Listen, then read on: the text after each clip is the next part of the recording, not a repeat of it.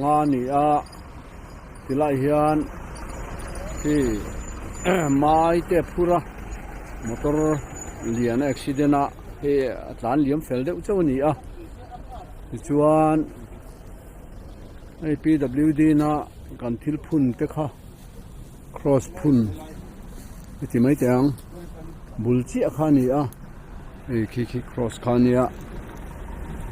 gan la lang lok nga tan liam fel deuh chau ni a khalak ka han cover lok kan tum don ani hei vai ot a concrete chak cross phun kha hei asu bung cheveka hian a motor a hi chu a liam thla ani hi vai chu vai motor mo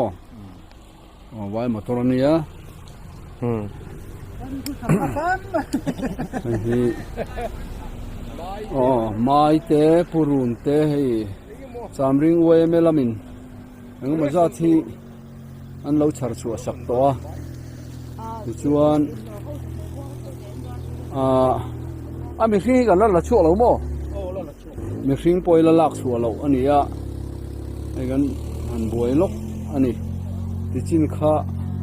kan cover ri ni sela hei helaya structure kan siam kha su lovin su lo chi a chaka lei vung pong kha lei chun vung pong kha a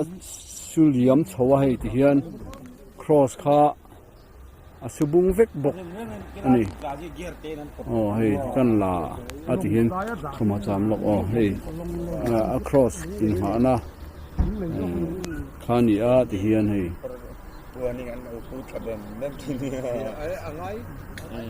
hian